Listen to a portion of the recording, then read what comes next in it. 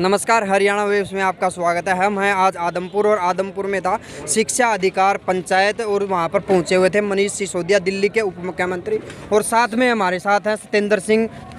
राम राम जी। राम राम जी, आपको भी और आपके सारे चैनल वालों को, दर्शकों को राम राम। आम आदमी पार्टी आदमपुर में अब जिस तरह से अपने पांव जमा रही है जी, तो ये जो उपचुनाव होने जा रहा है इसका आगे आने वाले 24 में कितना आप देख सकते हैं भाई, कितना मजबूत होगा जी? आम आदमी पार्टी पाँव नहीं जमा रही, आम आदमी पार्टी के तो पाँव जम चुके। आम आदमी पार्टी पाँव उखाड़ रही है उन लोगों के जिन्होंने लोकतंत्र को एक परिवार तक सीमित कर दिया था, जिन्होंने जो बाबा साहब ने, जो हमें अम्बेडकर जी ने जो एक लोकतंत्र की व्यवस्था दी थी, जिनमें उन्होंने कहा था कि भाई यहाँ पर राजा पेट से नहीं लोहे के बक्से से पैदा होगा, उस दिशा में आदमपुर विधानसभा ने अपना पहला कदम 7 और 8 तारीख को चला था, जब आम आदमी पार्टी के राष्ट्रीय संयोजक अरविंद केजरीवाल जी यहाँ आए थे। अलका आदमपुर भजनलाल जियों का गढ़ है, तो इस गढ़ में आम आदमी पार्टी किस तरह से सेंध लगा सकती है और अपने पांव और ऊपर ले जा सकती है? ये मैं आपसे एक सवाल पूछना चाहूँगा। आपने कहा कि चौधरी भजनलाल जी का गढ़ है। चौधरी भजनलाल जी इस दुनिया में नहीं है, उनके हम चर्चा नहीं करेंगे।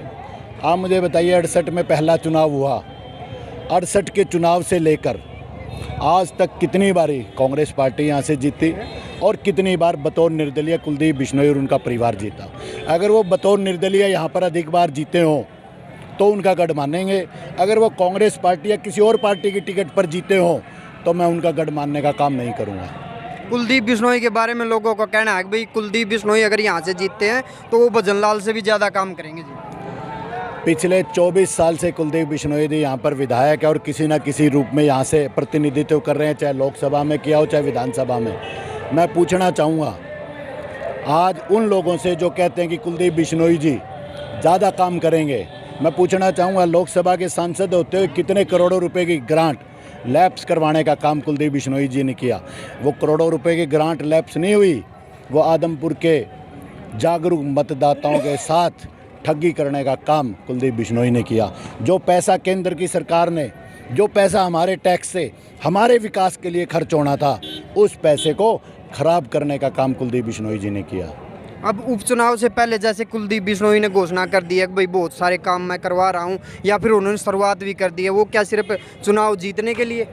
देखिए जी, ये सवाल जो है ना बड़ा मजाकिया सा सवाल है। 24 साल से विधायक हैं, 50 साल से उनकी सत्ता है, स्कूलों में शौचालय नहीं है, बच्चे ज़मीन पर बैठ के पढ़ रहे हैं, गाँवों में गलियों में पानी खड़ा है, आदमपुर मंडी की बदहाली है, किसी इलाके में सेम की समस्या से आदमपुर का ग्रामीण त्रस्त है, कहीं पर पानी की कमी से त्रस्त है। ऐसा कैसा विकास है? मुझे तो हैरानी होती है। ये भी मुझे लगता है मोदी जी जगाड़ा विकास है। मोदी जी कहते थे मैं आऊँगा विकास होगा, कहाँ है वो 2 करोड़ रोजगार हर साल देने का विकास? कहाँ है वो 15 लाख रुपए खाते में आने का विकास? कहाँ है वो 56 इंच का सीना जो कहते थे हम पाकिस्तान को मुंह तोड़ जवाब देंगे? ऐसे कितने ही जुमले देने का काम किया, और थोड़े दिनों बाद कुलदीप जी भी कहेंगे मैं तो ऐसी पार्टी में आ गया भाई, पूरे विकास का नाम का तो जुमला होता है, विकास नहीं होता। कुलदीप बिश्नोई ने खुद कहा था कि भाई इस पार्टी में मत जाना, और वो खुद उसी पार्टी में चले गए। ये सवाल और ये जवाब मैं चाहता हूँ कुलदीप बिश्नोई जी दें कि उन्होंने उस दिन ऐसा क्यों कहा, उनकी क्या राजनीतिक मजबूरी थी? अगर उन्होंने ऐसा कहा और झूठ कहा तो उनको आदमपुर के मतदाताओं से माफ़ी मांगनी चाहिए कि मैंने उस दिन आपको झूठ बोला, उस दिन सच बोले तो आज झूठ क्यों बोल रहे हैं, या अपनी बात पे कायम रहें। और मैं कहता हूँ आदमपुर के मतदाताओं ने कुलदीप की और कि मैं ना मानी हो या ज़रूर मान लियो कि अभी किसी पे भी भरोसा है, किसी पे क्या न।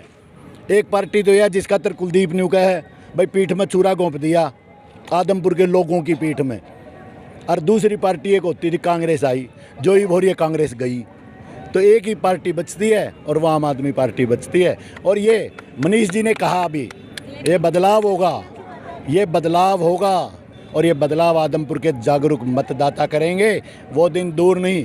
कुलदीप जी ने अपने मनोरंजन के लिए इस्तीफा दिया, पूर्व विधायक लिखने का काम किया, अब परमानेंट पूर्व विधायक ही रहेंगे कुलदीप बिश्नोई जी। एक लास्ट सवाल हो रहा है जी, कुलदीप बिश्नोई ने अभी 2-4 दिन पहले एक प्रेस वार्ता दी थी भाई, जो अपना उन्होंने बयान दिया था कि भाई मैंने आदमपुर की जनता को वो जो किसानों का मुआवजा था वो दिलवा दिया जी। उसने क्या दिला दिया? देखो देखो देखो वो मुआवजा मिला किसानों के संघर्ष से, वो मुआवजा मिला किसानों मजदूरों की एकता से, वो मुआवजा मिला किसानों के सब्र से, वो मुआवजा मिला किसानों की मेहनत से। अगर कुलदीप बिश्नोई जी या कोई भी नेता ऐसा कहने का काम करता है, मुझे उसकी सोच पे दया आती है, तरस आता है। और साथ ही साथ मुझे लगता है ऐसा कौन सा मुआवजा दिलवाया, हमारे टैक्स के पैसे हमारा नुकसान होने पर हमें ही वापस मिलना, इसमें कौन सा क्रेडिट लेने का काम करते हैं? कुलदीप बिश्नोई जी को अपनी सोच बदलने की ज़रूरत है। धन्यवाद जी, बहुत बहुत आपका जी।